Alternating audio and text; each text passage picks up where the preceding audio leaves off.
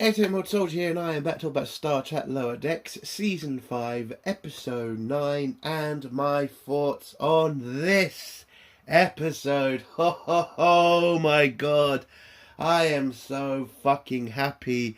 Oh my god, this episode is what I have been waiting for. Oh my god. Now some people might be wondering, why is he so happy? Did he enjoy this episode? Did he think this was fantastic? Did he think this was well written? Oh my god, no! Absolutely not! This episode is the shittest episode of the season! And that is what's making me so happy. Oh, it's not a bland episode. It's not a dull piece of shit. No, it's insulting. It's annoying. It's woke as fuck. Oh my god. Finally. We finally get the shittest episode of the season. And it's just near the end. Oh, I'm so happy. I really am. This episode was shit. It was insulting. It was everything Lower Decks used to be, and I am here for it. I should apologise for my voice. I am dealing with a fucking cold that I fucking already had a couple of months ago. Sorry about that. I am trying to sort it out. But anyway, about this episode, it was shit. And the same problems from fucking Star Trek Discovery have now come into Lower Decks. The main... I can't do that as a spoiler. But the same problems to do with the bad guys in Discovery is in this now. Oh my god, this was stupid. Utterly fucking stupid. I mean, whose fucking idea was this? What the fuck? This is how you're ending your series? I get it. You're throwing a shitload of member berries at us. So desperate to make this a fucking stellar cast, whatever the fuck you call it, of the people you know from other successful Star Trek series or shows. And we'll just shove them in this episode so you can be entertained. Well, I'm not entertained because I don't fall for the member berry shit. I find it insulting and I find it boring. But my god, every fucking trope they could have done this episode, they did. And they did one way over the line trope with two fucking characters. That, yes, I get it. The actor who played the character, he thought there was this gay relationship. Fine. But if you really actually watch the fucking series, you'd understand there was never a gay relationship there. And the only reason that stupid actor fucking wants there to be a gay relationship is he wants the woke points. There was never a and some arsehole is going to try to bring up, parallel universe bullshit. I don't care. Okay? That is just such dog shit. There was never that relationship between them. I mean, one of them was literally chasing after a woman for nearly 6 fucking seasons. I mean, what the fuck? It's such a stupid fucking thing to do. Oh my god. And then you got the Boimler shit. I mean, I get it. You're trying to pretend that the people who sent them on this mission are a very secret organisation that has badges. You god motherfuckers. Oh, I miss this shit. I really did. Oh, thank god this episode was shit. I mean, seriously, how can it be a secret organisation when you have fucking badges? I mean, seriously. And Boimler trying to pretend like we don't know who they are. Fuck off. Jesus Christ. I mean, that's so fucking stupid. And the main bad guy is I can't do that either yet. The main bad guy is a fucking idiot. And everything turns out to be it turns out to all be a mistake. For God's sake. How the fuck do you write this and not just ask yourself, well, this actually looks pretty fucking stupid. Oh my God. Oh, seriously. Like, whoever read this episode should be fired. They should be. I don't give a fuck. This was dumb. And the same goddamn trope from fucking Discovery. Fucking a bad... Oh, I can't say that yet. Let's just go into the spoilers, because this episode was dog shit. And I'm happy because, my God, a bit of passion now. Instead of feeling bored throughout, just being pissed off of stupid characters. I mean, to bring in T'Pol and fucking Curzon and make me really want to strangle them both because they're either a dull character or a fucking loon that you really didn't need to play it like that. You could have done that character a lot of fucking credit. You could have made him a better character than an insane version of the Bajoran security guard. I mean, what the fuck? Are you that lazy, writers? You literally just take Curzon and turn him into your stupid fucking Bajoran nutcase? Seriously? Oh my God. It was a dumb episode. It really was. And I'm happy. What would I give this episode out of 10? Oh, I'm giving it a minus fucking 5. It is insulting. It is annoying. And the bad guy at the end, I should say 2 bad guys at the end. One was ridiculous and the other one was so fucking stupid. I'm actually insulted. Like, seriously, we are still doing the fucking Discovery shit. And you really... That's going to work? It didn't work for fucking Discovery, that's why it got cancelled. You fucking idiots. But yeah, minus 5. Let's get to spoilers now. If you don't want to hear spoilers, leave in 3, 2, 1. So the episode starts off with us on the Cerritos, and we're in the bar, as we always are with the fucking Lower Decks crew. And Rutherford is fixing his eyepiece, and it goes wrong and fires a beam, and it nearly kills Boimler. And then they start talking about death and shit, and we're then reminded of Boimler's double. If you remember from a previous season, Boimler had a transporter accident. It was basically a massive rip-off of Riker's, transporter accident where there was a double.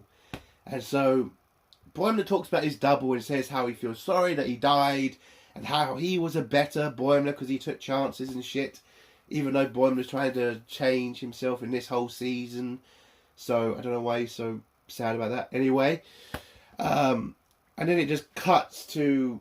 Well, Boimler says he died. And then turns out he's alive. And he faked his death. And he's been put on a secret mission by a secret organisation. Now, did anybody else see the black fucking badge on Boimler's uniform and just go... You gotta be fucking kidding me. We're still pretending that's a thing with Section 31. Are we seriously still pretending that's fucking smart? Fuck off, you fucking cunts. A secret organisation, they don't have badges! I mean, for Christ's sake! But anyway, so they have the stupid badge on. And so Section 31... has sent Boimler on this very secret mission to go hunt down the persons who are creating these rifts throughout space and to find out who's doing it and to stop them.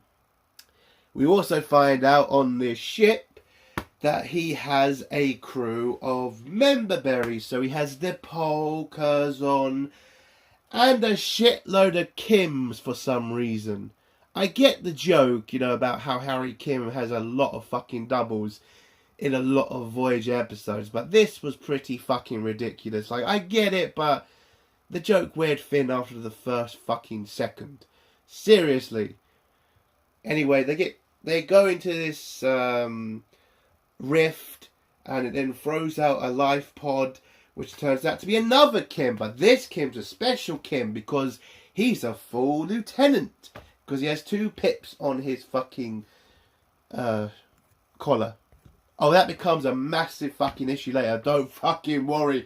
Apparently, giving Kim a little bit of fucking power, he turned... Well, we're not there yet, but it's not a good thing.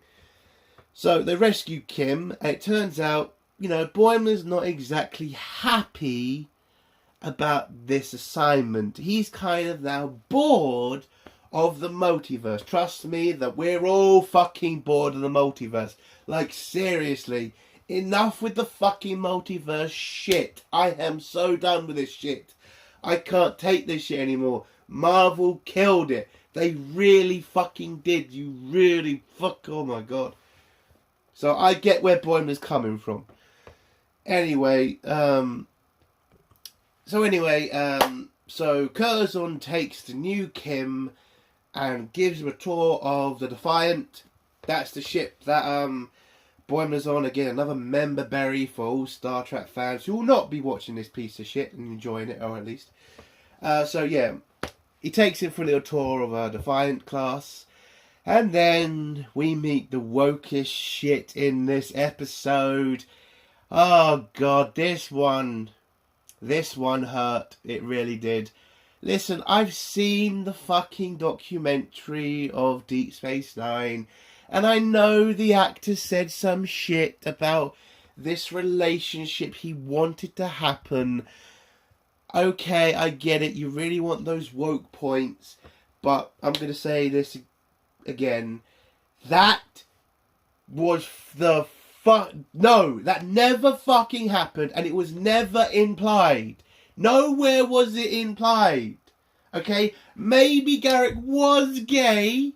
I'm not saying he wasn't, even though he did go after Dukat's daughter. The last time I checked, if you're gay, you don't do that. Or feel stuff. Again, I get the actor wants points for this shit, but it makes no fucking sense when you've actually watched Deep Space Nine. Anyway, it turns out he's in a gay relationship with Bashir. Not the real Bashir, a fucking hologram version of Dr. Bashir. It's just, like, Bashir fucking he went out with a shitload of girls, and he was literally pining for Jadzia for 6 fucking seasons. I mean, my god. Where was this whole gay relationship, dude? Where was it? Like, there's an argument to be made for Garak. There is. But Bashir? Come on, where? Because he's got an English accent, he's gay? Come on. I mean, that to me is insulting, but yeah, I'm British. I mean, I do kind of get it. Anyway. But come on. It's so ridiculous. It's just so ridiculous. And then you remember the time it was made. It's just dumb. It really is. There was no need for this. And if I hear one motherfucking comment about it's a parallel universe, just fuck off. Okay, fuck off. This was all done because that twat wanted it to happen. I mean, I'll give the episode credit. They did get the original fucking, actors to voice their characters. I'll give them credit for that. But anyway, let's move on from that. So yeah, they're in a gay relationship with each other. Again, it's so stupid. Anyway, whilst Curzon, is taking Harry for the tour, he leaves him in one of the rooms with a shitload of other Kims. And all the Kims start asking questions about his reality, his universe. And then we see the second Pip. And all the Kims get massively excited. How did you get the pin? How did you do it? We couldn't get fucking promoted. And then all this shit. And then the 2 pinned Kim is really then pissed off about how the fuck didn't any of you get promoted. Now, if you've watched a lot of Star Trek like I have, Janeway kind of did explain why she couldn't just promote Harry. Because they were a shit long way from fucking Earth, and there was a fucking shitload of crew already on the ship, and it wasn't like they were going to be transferred to other ships. So it was kind of difficult for her to do it. it kind of makes sense when you've actually watched the fucking show. So all this crazy shit that Harry does in this episode, again, Janeway explained it to you. Or at least, I mean, you could, oh, fuck it. Again, I just don't get why this is such a fucking thing for Harry. You're the one who got the second pin. Pip, whatever. I mean, grow the fuck up. But anyway, after that, we go back to the medical room where Garak and Bashir are working. You know, Garak has a problem with his shoulder. Bashir gives him a massage. And then this kind of turns into a fight because they then start talking about what reality they're going to go back to. And Garak says they want to go back to his one. But then the Bashir guy gets pissed off about it and says they should go back to his universe. And then it's just a couple fight they end up doing for most of the fucking episode. Which is, again, exactly why you watch Star Trek, for that type of shit. Oh my god. Anyway, we go to the next scene. The Defiant is then sent somewhere else because another rift is then opened by the bad guys. And another shuttle comes through that's seriously damaged. Boimler quickly orders emergency transport on the shuttle. They beam over the person on the shuttle before it explodes. And it turns out to be Mariner. But a different kind of Mariner. Not the one from our universe. From a different universe where she is a science officer. No, an engineer, sorry. And this Mariner is not like the other one. She's more focused on her job. And she's more focused on engineering. And she doesn't like... Basically, she does everything Mariner kind of refuses to do. So, well, at least the old one refused to do. So then we go to the mess, where Boimler and Mariner start talking to each other about their universes, and Boimler explains about his Mariner, Mariner explains about his Boimler, you know, all the, you know, parallel universe talking shit you usually get. And, and one of the differences Mariner brings up about her Boimler, apparently he wears a leather jacket a lot. Apparently that's a significant difference. I don't know why that was significant, but that's what she needs to mention a couple of times. Anyway, we then go to another table where T'Pol and Curzon are eating dinner with each other, and they're trying to have this really fake kind of hostile relationship between them, when we all know that it was going to turn out to be a good relationship at the end. So I'm not really going to focus on time on them two characters. I think they were literally useless bringing them into this episode. I get it, you want to bring in T'Pol. By the way, T'Pol used to wear a lot of tight clothes, if I remember rightly, and yet she's wearing this different clothing. So I get it, you don't want to give the fucking male fans anything to look at, you bastards. And the Curzon, listen, I get it, Curzon, he was, you know, a rebel. He was a rebel in Starfleet. He usually did go nuts. But he was also a really fantastic Starfleet officer. That's why Sisko followed him so much. That's why he was his bloody mentor. So I don't like the way they're portraying Curzon. And I don't fucking like... He wasn't really in Deep Space Nine. But the amount of stories that you heard about him... The way Dax used to be. Jadzia I'm talking about. Like, yes, Curzon would go a bit crazy in some points, but when it came to the job, he was super fucking focused. Like Jadzia was. Again, if you actually watch Star Trek, you'd understand this shit.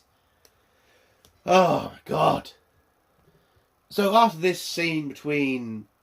T'Pol and Curzon, we go back to the table with Mariner and Boimler, and Mariner just happens to mention, oh, I have a way to find the people opening these rifts.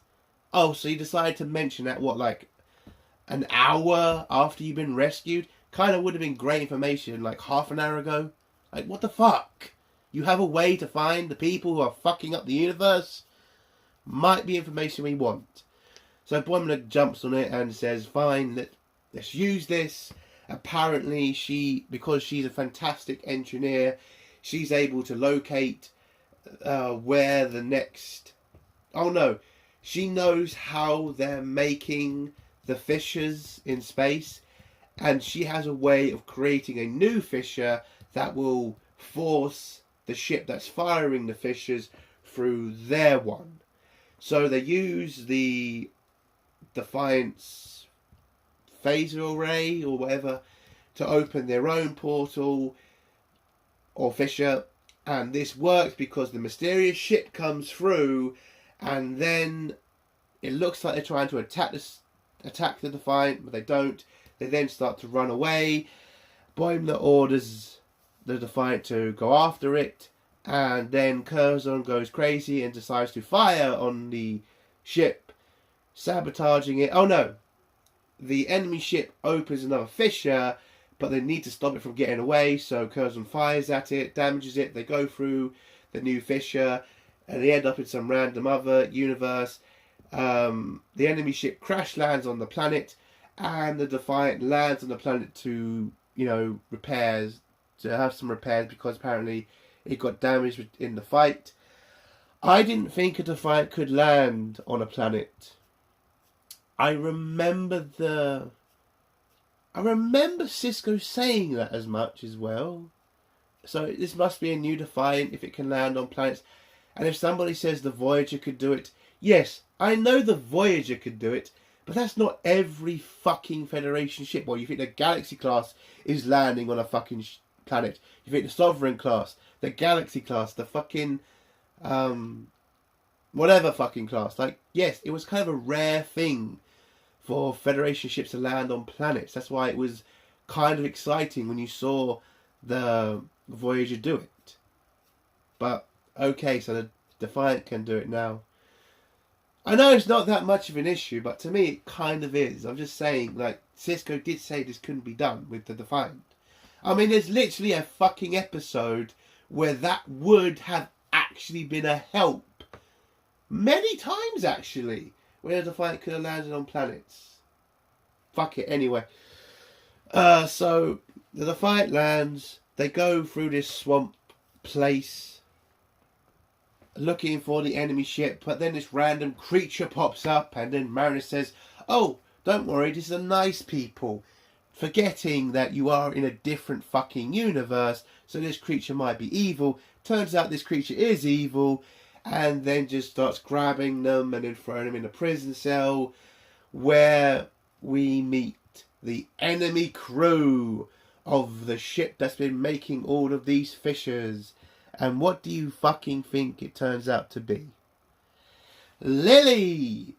So, for people who may not know, Lily is from the Star Trek movie First Contact, where Cochrane was building the first human warp drive system. Remember all that shit? Well, it turns out in this reality, she is now in charge of a Federation ship that can go... Instead of exploring the universe, it can explore parallel universes, where she can see humanity grow in different ways, because that's supposed to be interesting, apparently. Which kind of does sound interesting, but, too many parallel universe shit I've watched over the last couple of years, so I'm kind of done with that shit. I get why it would be interesting, but I'm just kind of done with it. Again, if you've watched the Deadpool movie, he explains it in a better way. It's like, it's been done to death. Can we move on? But again, like I was saying in the beginning, the stupid Discovery plot shit, where the bad guy turns out to not be the bad guy after all. It turns out to all be a mistake. It turns out it's all for nothing. It turns out we were just, not lying. Well, yeah, lying to you. I mean, what the fuck? So it's just an accident then. This so reminds me of season fucking 4 of Discovery, when you found out about the stupid fucking crab things that accidentally destroyed a planet and shit. It's like, so it's not a real bad guy. It's just a massive accident. That's a waste of fucking time. Fuck's sake. of all the things to do. But that's not even the worst part of this episode. Oh my god, we're going to get to that stupid bad guy in a bit. But anyway, so they all figure out it's all a mistake. It was all an accident. And now they need to escape the prison cell. We go back to the Defiant, where Garak decides to be the hero. And because he was obviously a spy in an alternative life, you know, him pretending to be a doctor in his universe, turns out he's also a spy in that universe as well. So he grabs Phaser, heads to the prison, gives Bashir a kiss before he goes, and rescues the crew. The crew then run back to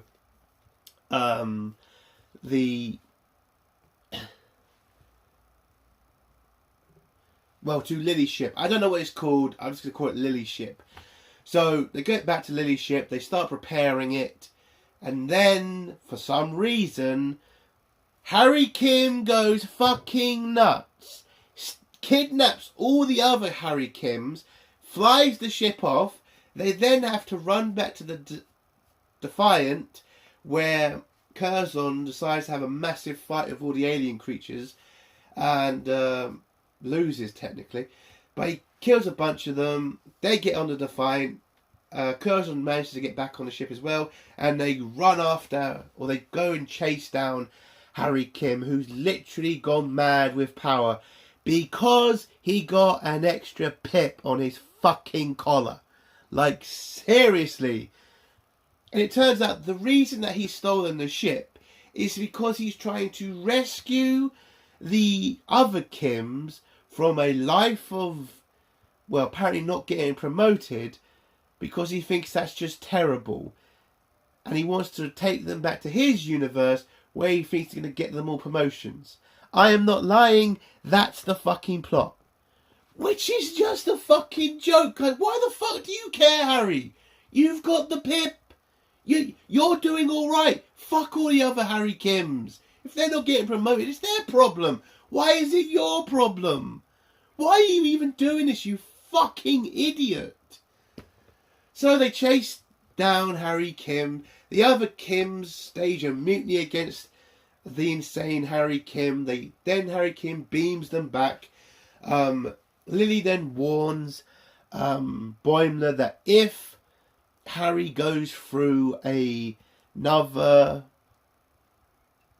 fissure with the ship so damaged, he could cause the end of all reality. Apparently. So they've got to stop him. But Boimler doesn't want to kill Harry. He wants to try to talk him out of it. It doesn't work, so it turns out that he fails. Because Harry Kim, the insane one, gets his ship through the fissure, but because of the damage to the ship, it explodes and then creates this massive anomaly storm thing that's apparently going to end all reality. Oh, I should also mention Curzon pretty much got shot in the middle of the fight. He's way too hurt and he's going to die. Garak says there's nothing left he can do except let him die in peace, where it looks like the symbiont is going to die, but T'Pol uses a mind meld to apparently capture all the memories of the symbiont so it can be passed on to a different symbiont.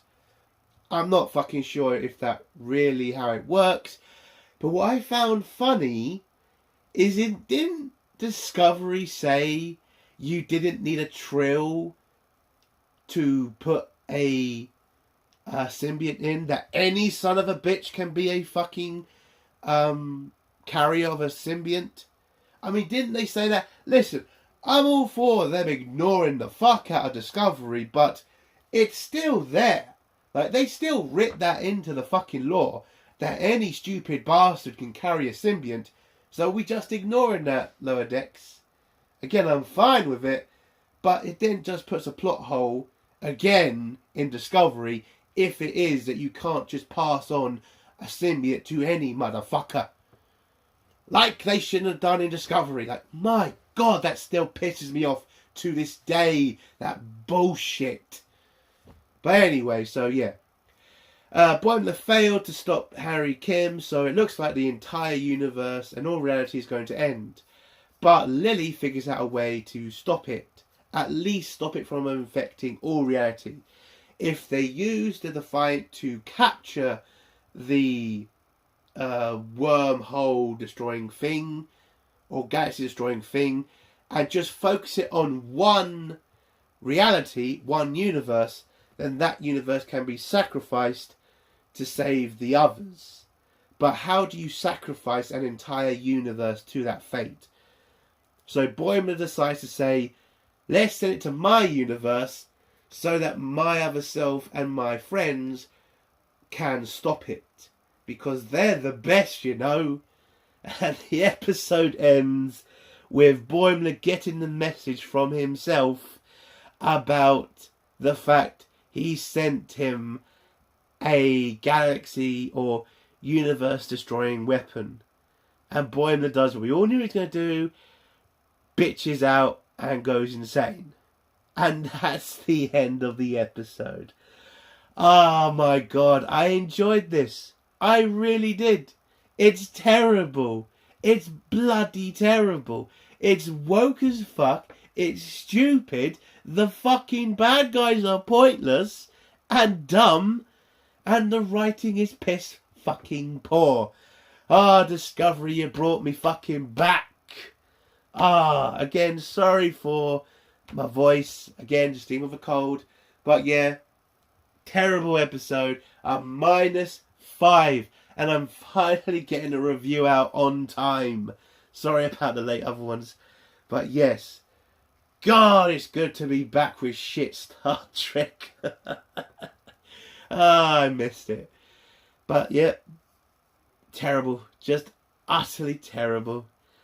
And that's the end of my review.